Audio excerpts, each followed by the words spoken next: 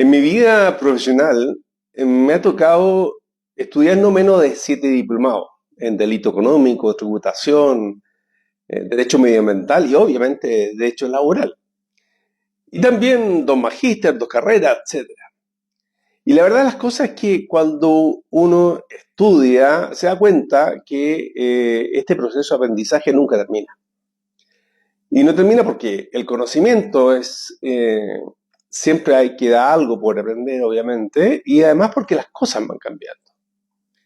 Y eso se nota constantemente en la legislación, en la jurisprudencia de los tribunales, de los organismos administrativos, etcétera, etcétera. Así que vamos a poner un ejemplo como este. Recuerden que soy Santiago Albornoz Polman y la invitación, como siempre, es que nos sigan, que nos den like, que nos vayan a ver allá en santiagoalbornoz.cl y que nos comenten estos videos y nos hagan las preguntas que estimen pertinentes.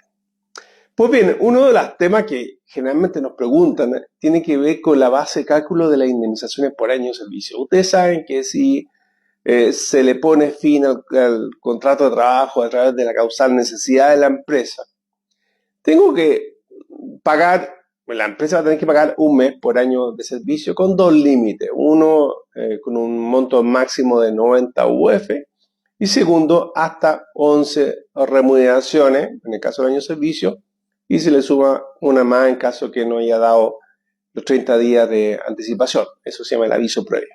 Pero bueno, ¿qué pasa con eso? ¿Cómo calculo? ¿Cómo llego a esa cifra? En general uno va a decir, bueno, depende de mi remuneración.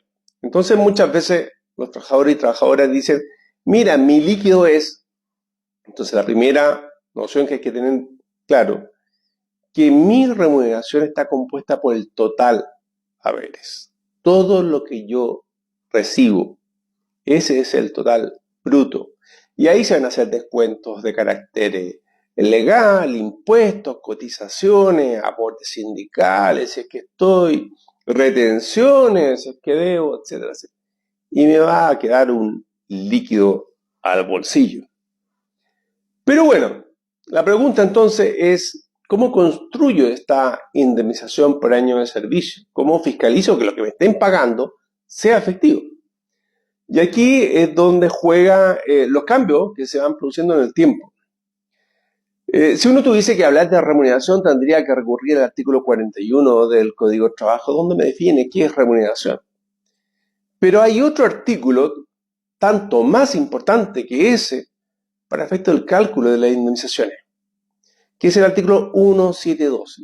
Y me dice que voy a tener que sumar todos aquellos ingresos que yo recibo constantemente. O al contrario, voy a tener que sacar aquello que yo solo recibo esporádicamente. Y ahí había una gran discusión en el pasado. Por ejemplo, si la asignación de colación y movilización se incluían o no. Claro, porque las movilizaciones y la colación son asignaciones, no son remuneraciones. Por lo tanto, una segunda conclusión es que cuando el 172 habla de remuneración, es un concepto mucho más amplio que el artículo 41. ¿Okay? Sino que tiene que ver, y así lo han dicho los tribunales constantemente, tiene que ver con que son aquellos beneficios o prestaciones que yo recibo constantemente. Y si yo recibo constantemente, por ejemplo, la colación o la movilización, la tengo que sumar, a pesar de que no sean remuneraciones. En el caso de las gratificaciones, también es un buen ejemplo. Si las gratificaciones me la pagan mes a mes, lo tengo que sumar. Pero sin embargo, si me la pagan una vez al año, como originalmente está pensada, o una vez cada 3 meses, no la voy a sumar. Hace poco se dictó un fallo por la Corte Suprema, por ahí por el 25 de octubre, donde dice que incluso si las horas extras se tienen que trabajar y se devengan mes a mes, en forma constante, también se deben sumar. Y esto es un caso bastante paradójico, puesto que en general las horas extras siempre se habían excluido, puesto que son precisamente extraordinarias.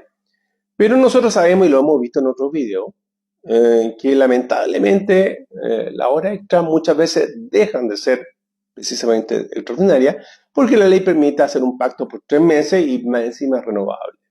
Por lo tanto, lo que ha dicho la Corte Suprema es que, bueno, si este pacto al final se vuelve algo común, no hay razón para sacarlo de la base de cálculo.